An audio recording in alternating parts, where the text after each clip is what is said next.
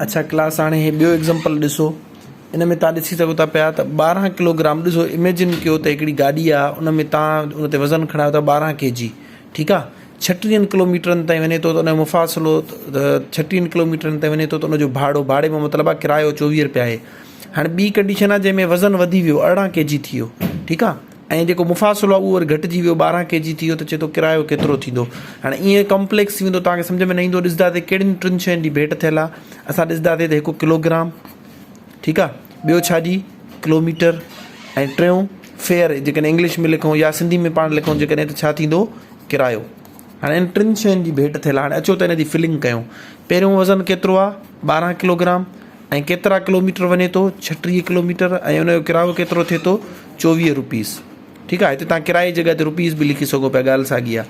हाणे ॿी कंडीशन में वरी kg घणा आहिनि 18 kg, ऐं घणा किलोमीटर थियनि था 12 किलोमीटर, त किरायो केतिरो थींदो एक्स थींदो, असांखे ख़बर न आहे।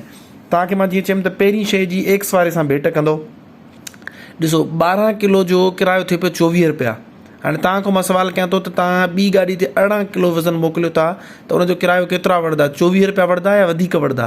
ज़ाहिरी ॻाल्हि आहे तव्हांजो जवाबु हूंदो त पहिरियों 12 किलो हुयो त 24, हाणे वज़न वधी वियो त किरायो बि छा थी वेंदो, वधी वेंदो। इन जो मतिलबु आहे हिननि ॿिन्हिनि जो पाण में जेके निस्बत थी वई उहा कहिड़ी थी वई, सुबती निस्बत थी वई। सुबती निस्बत थी वई त तीर जो निशान काॾे ईंदो, मथे ईंदो, ठीकु आहे। हे आई होप तव्हांखे पॉइंट सम्झ में अची वियो हूंदो।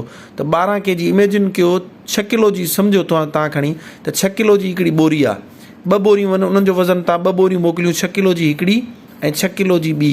हाणे इन जो जेको आहे सो गाॾी वारे तव्हां सां रक़म ॻाल्हाई 24 रुपया। हाणे वरी ॿी गाॾी ते तव्हां या ॿिए ॾींहं ते वरी तव्हां जेको आहे सो ज़ाहिरी ॻाल्हि 18 किलो मोकिलियो था, इन जो मतिलबु आहे 6 kg वारियूं 3 बोरियूं थी वेंदियूं।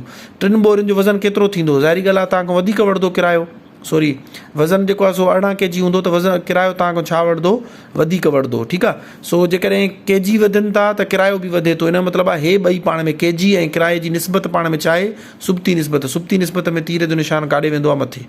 हाणे थोरी देरि जे लाइ वरी तव्हां हिनखे लिकाए छॾींदो। हाणे किलोग्राम ऐं किराए जी भेट कंदो। ॾिसो सॉरी किलोमीटर।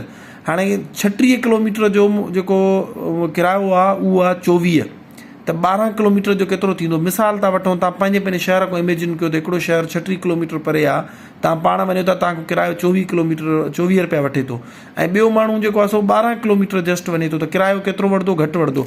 हे ॿई बि सिधी निस्बत में आहिनि, यानी जेकॾहिं किलोमीटर घटिबा त किरायो बि घटिबो।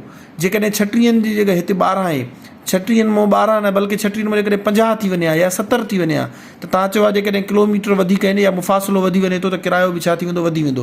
इन जो मतिलबु आहे किलोमीटर घटिजनि था त किरायो बि घटिजे थो, किलोमीटर वधनि था त किरायो बि छा थो थी वञे, वधी थो वञे। इन करे इन जो मतिलबु आहे हे ॿई बि पाण में छा में आहिनि, सिधी निस्बत में आहिनि। सो सिधी निस्बत में आहिनि त हिते बि तीर जो निशान काॾे ईंदो, मथे ईंदो, ठीकु आहे। हिते हमेशह तीर जो निशान मथे हूंदो ई हूंदो आहे।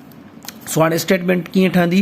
तीर जो निशान ॾिसो जीअं हूंदो उअं ई असां लिखंदासीं। अॻ में हे, पोइ हे ईअं खणी चऊं त हे 1 हे 2, हे पहिरें नंबर ते लिखंदासीं, यानी एक्स मथां 24 हेठां। हिते अॻ में कहिड़ो लिखंदासीं 36 या 12?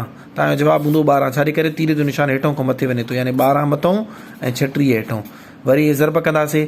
हाणे हिते ॾिसो तीर जो निशान हेठां खां मथे वञे थो, सो 18 अॻ में लिखंदासीं, 12 पोइ अॻ में मुराद आहे मथां लिखंदासीं।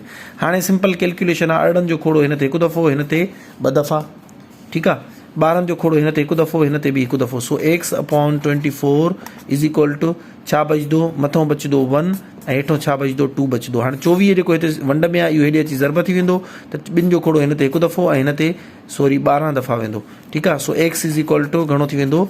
12 थी वेंदो। हे तव्हांजो छा आहे? आंसर आहे, ठीकु आहे। यानी कि जेकॾहिं 12 किलो वज़न हुयो, 36 किलोमीटरनि ताईं वञे पियो, त हुनजो वज़न 24 रुपया, सॉरी किरायो 24 रुपया थिए पियो। 18 kg वज़न जेकॾहिं 12 किलोमीटरनि ताईं वेंदो, त हुनजो वज़न सॉरी किरायो घणो थी वेंदो? 12 रुपया थी वेंदो। आई होप तव्हांखे हे सम्झ में अची वेंदो। हाणे सॉल्व करण में अची वेंदो। मैथ कॾहिं बि दिमाग़ में न थींदी आहे। सो जेकॾहिं तव्हां दिमाग़ में कंदो त तव्हांखां हल न थींदो। पेपर ते सॉल्व करण जी कोशिशि कयो।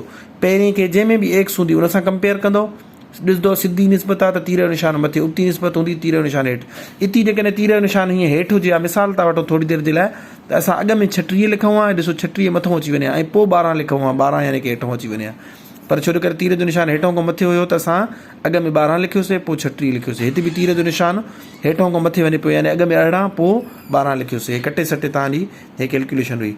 हाणे ही पूरी एक्सरसाइज़ आहे, ठीकु आहे। चवंदा आहिनि नाच न जाने आंगन टेढ़ा हे गो हे मैदान। हाणे हिनखे तव्हां सॉल्व करणु शुरू कयो। जेकॾहिं इन्हनि मां तव्हांखां कोई बि हल नथो थिए त पोइ तव्हांखे मां सॉल्व करे ॾेखारींदुमि। हाणे क्वेश्चन नंबर 5 तव्हां फ़िलहालु सॉल्व करे ॾेखारियो। हे जेके बि सभु जेके ॾिसो था पिया क्वेश्चन नंबर 5 जेको आहे सॉल्व करे ॾेखारियो। ॿिया छो नथो चवां, इन करे हिन में 10 में अची वञे थो। हालांकि तव्हांखे 10 जी हाणे ज़रब वंड ईंदी आहे, पर तव्हांखे थोरो ईज़ी करे ॾियण जे लाइ क्वेश्चन नंबर 5 ॾियां थो। फ़िलहालु तव्हां इहो सॉल्व करे ॾेखारियो। Thank you so much.